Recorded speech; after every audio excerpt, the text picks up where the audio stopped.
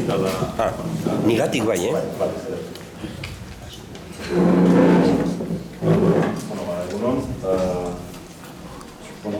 eskerrik asko inbitazioagatik, izan da eskate akitepioak itematu, baina pozik lagunik daukaz, zauten moduan, ez dakit aditua, baina badantzago ia 20 urte rollo hauetan, para konsultoria enpresa bat, eta eken dugulan, nota askotako erakunde ezberdinetan, batez be hori, estrategia, prozesuak, kalitatea, bikaintasuna, kudeaketa aurreratua edota FQM, eta rollo guzti hauetan badatzen iaia 20 urte. Bezaletik hori, esan dut, estrategia rolloa, edo kudeaketa edota bikaintasunean edo rollo hauetan, enpresa guztietan daukagu arazo berdinak. Orduan, nik bete esaten dut, gu garela adituak metodoan eta ez sektoretan. Egin dugulan ikastetxetan, ikastoletan, fundizio enpresetan edo aseguru enpresetan. Azken finean, metodologiak berdinak dira, gero aldatu behar dire leku bakoitza. Baina, ez aparte, nola ez, egin dugulan ikastola eta ikastetxe askotan, eta baita Nafarroan bereziki, egin magara, guantxe bertan lan egiten, Nafarroako gobernuarekin, ikastetxe publikotan, hori laguntan be, estrategia, prozesua, kalitatea, eta orduan, konsultor bezala, eta aita bezala bebai, badaukagu esperientzia eskolekin. Orduan, jaso nun mesua zan, badago talde bat, lan egiten roi hauetan, marko aurreraka markoarekin, eta betzen dire, aurreratzeko edo eztabaidatzeko, eta agian merezi du jardunaldi bat estrategiari buruzkoa. Eta, zer esan dezakezun roi honetan. Nago kontatzeko gauza pare bat. Bagara talde oso handia, eta nire gustatzen zait, badakit zaila dela, inbeste jendarekin, baina nahiago dut ez itxarotea amaitu arte, baina batean hori ez dut ubertzen edo ez nago ados edo mesedez esan eta kortatu eta nik nok eramango dut ontzia bere lekura berriro, baina nahiago dut hori gainera, pentsauta daukadana eta prestauta daukadana da, harri batzuk bota, idei batzuk bota, eta komentatzeko edo eta eztabaidatzeko. Orduan, danon batera ez, mesedez, baina nahiago dut hori, mosten bada, ziurazki interesgarriagoa izango da denontzako. Estrategia hitza bera, badaukagu hitz asko, asko, beti dauzkagula horme gainean ez.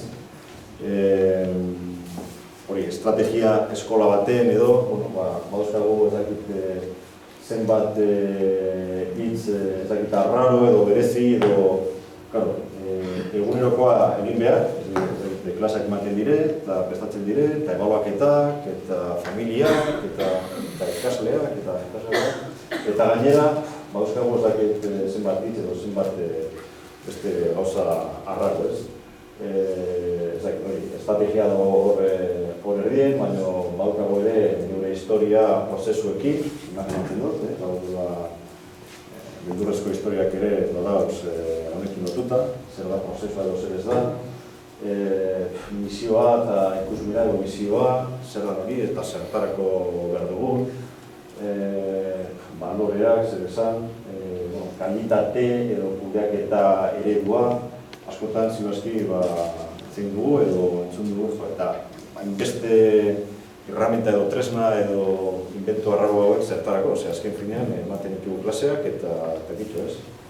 Gainera badaukagu estrategia alde batetik eta baita zuzendaritza proiektua bestaldetik, eta urteko plana, eta inspekzioak, eta eta hainbeste gauza eta zertarako, ez? Ze gainera, ziurazki, betatzen dugu askotan, gauzak ez dira hainbeste aldatzen. Zertarako nahi dugu, estrategia plan bat, hori zer da, paper gehiago, gainera adierazleak, neurgailuak, ezotan jarri, baina zenbat zenbaki, zenbat adierazle, zenbat neurgailu, zertarako. Bagian, hausia izango zen, esango, hori partziboa hau dagoa prest banatzeko. Bakaso, baina uste kuesak eso da. Niri beti gustatzen zat olako galdera egin, ez? Zertarako, ez zergatik, baina zertarako, ez? Eta kasu hauetan be, importantea da, plangintza estrategikoa, bai, merezi zaigu, behar dugu, zertarako, ez? Eta, idei batzuk hasteko, ez? Eta lehenengo ideia, izango zen, neraletik eta da iritsi baina pertsonala, usteot, sinonimoak direla estrategia eta lehentasuna. Lehenengo ideia, botako dana, izango da, estrategia, plan estrategiko bat egitea, ez dakit zenbat helburu jarri, ez dakit zenbat helburu, zenbat horri, edota asmatzea zer gertatuko dan hurrengo urteetan. Baina estrategia esatea edo estrategia finkatzea da lehentasunak finkatzea. Esan behar da horretarako. Behintzat da hori, iaia sinonimoa. Estrategia eta lehentasuna. Plan estrategiko baten lehentasunak agertu behar dire argi. Plan estrategiko bat irakurtzean, geratu behar da oso argi, zeintzu dire momentu honetan, edo hurrengo urte hauetan, zeintzu dire lehentasunak, prioritatea. Badaukagu, edo ziurazki askotan, badaukagu pentsaera, bizioa, ikusmira zer da, plan estrategikoa da, bidea eraikitzea, hori ikusmira hori lortzeko, edo behintzet gertutzeko, ez? Hori izan behar da ere plan estrategiko bat. Gero, normalean eta ez bakarrik hezkuntzan edo eskoletan, enpresa guztietan, badago arazo oso tipikoa dala. Estrategia dago hor goian, eta gero urtekoa dago beste maila batean. Eta zelan linkatu, aditza existitzen dena laiz, baina zelan josi estrategia eta urtekoa. Zelan josi estrategikoa dana eta operatiboa dana. Zelan josi eta zelan elkartu, hori hain importantea dana, plan estrategikoan agertzeko eta egunerokoa. El día a día, hori da egunerokoa eta estrategia zertarako da. Zelan konektatu dugu bi mundu horiek. Eta nire esperientzatik hori gertatzen da leku guztietan, ez bakarrik eskoletan, baina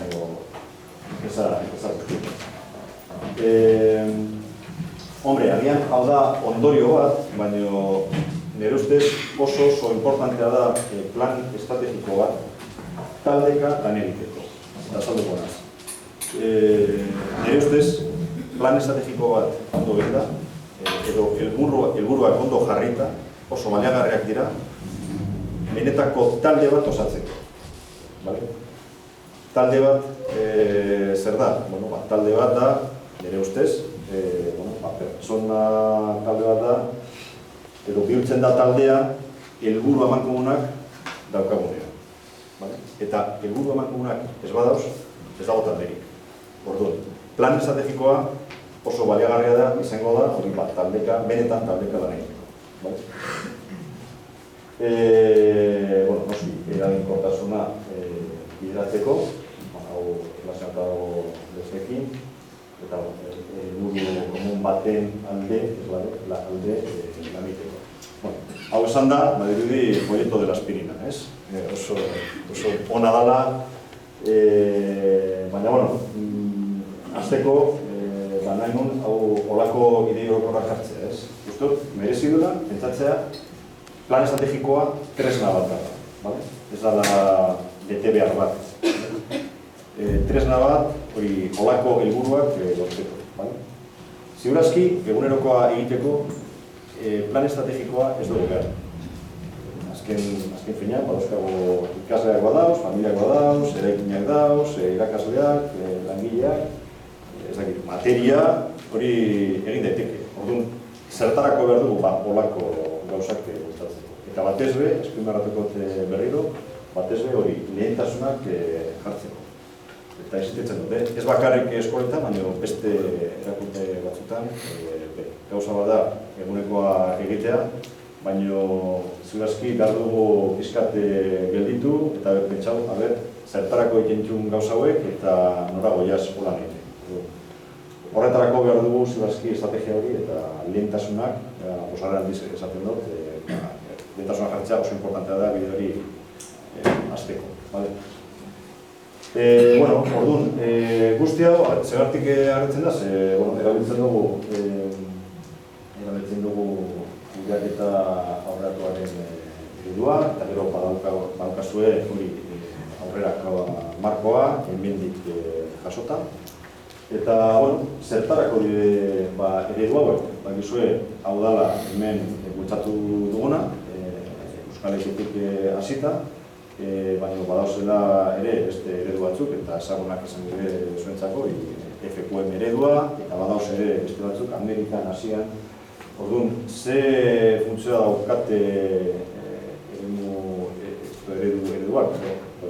Da, pixkat laguntzeko erakundei nola, sostegi eraginkortasuna lortzeko kudeatzen hori zer egiten dugun eta zer lortzen dugun.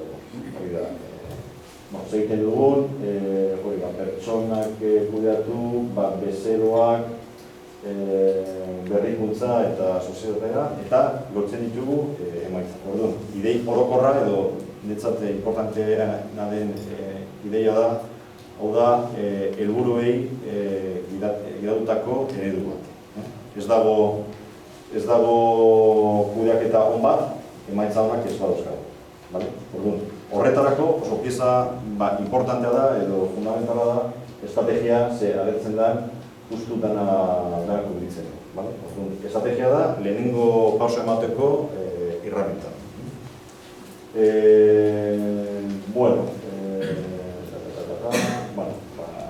Eta idei guzti hauek importanteak dira eredu honetan, berrikuntza, pertsonak, ondo definitutako estrategia, interes talde desberdinetarako emaitza onak lortzea, eta badakit ere hitz hau, interes talde hori askotan ez da erresa eskola batean, nola antzen diren.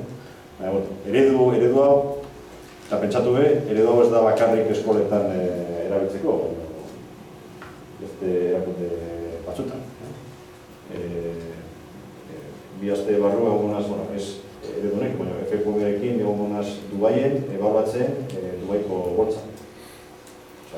Imaginatu, eredu hau hemen eskola baten edoan Dubaien horrako erakunde baten. Eta berdin da, azkenean, enpresa guztiak gara pertsonak, errekurtsoak kudeatzen, emaitzak lortzeko.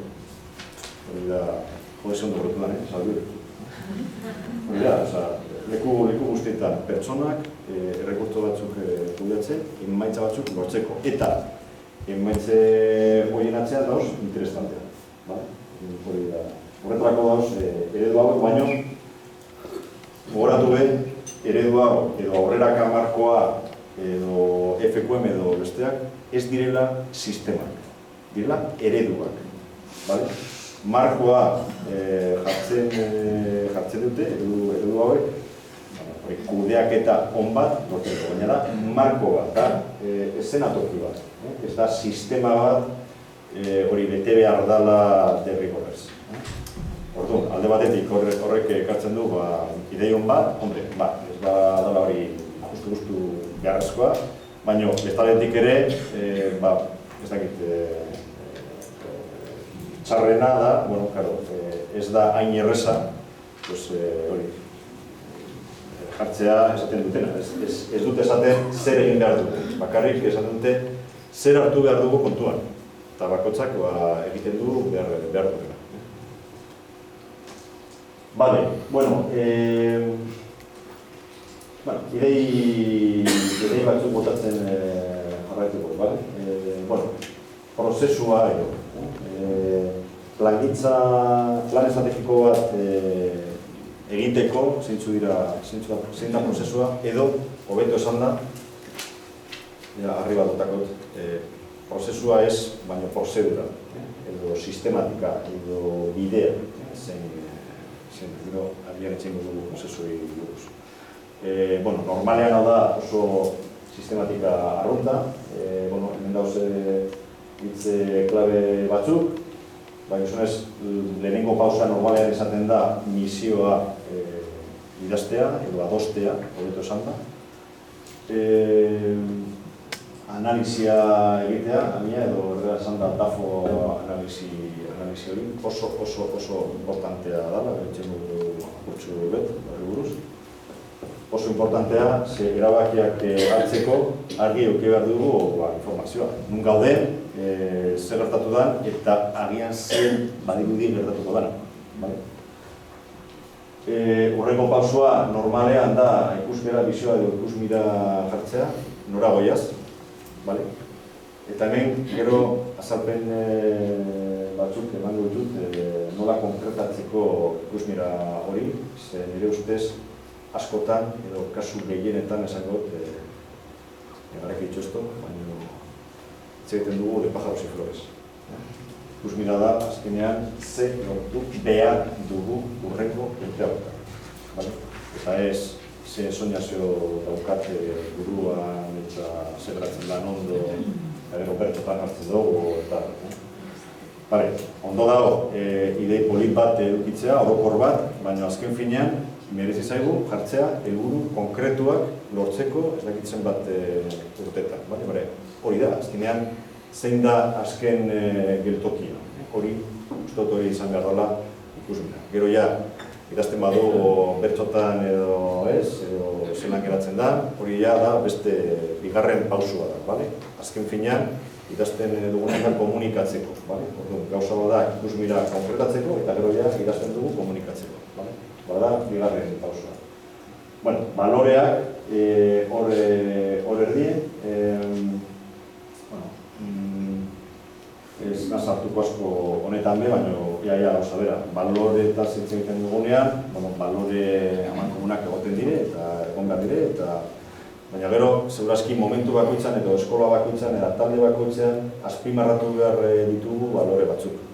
Depende zegoako estrategian gaude, depende zegoako momentuan gaude, depende zegoako lehentasunak dauzkagu, baloreak agian, alda daitezke. Eta agian, zerbait egin behar dugu, balore batzuk bultzatzeko. Edo, eta kontrabalore batzuk kentzeko. Edo, suabizatzeko. Jarriako zenuke adibide konkretu bat edo mesagitxo bat misioari ikuskera balorei buruz, eske pixka galtzen nahi naiz, iruditzen zaitu Olako reflexioak dauzko zua egin da, galdetzen dut, ez? Badaukazu zentroan misioa jarrita, ala ez? Ez? Bai, batzuk bai, ez dakit banka nagoratzen ze jarri dut. Bai, ez dakit bankaten zureta, ez dut jarri.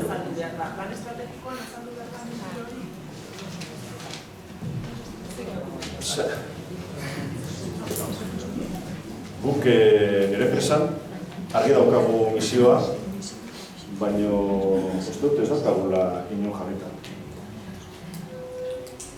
Agian web horria agertuko da zerbait, saltzeko, zentzu honean, baina ez dugu denbora galdu testu bat idazten. Baina oso enpresatzikia gare eta ez dugu behar.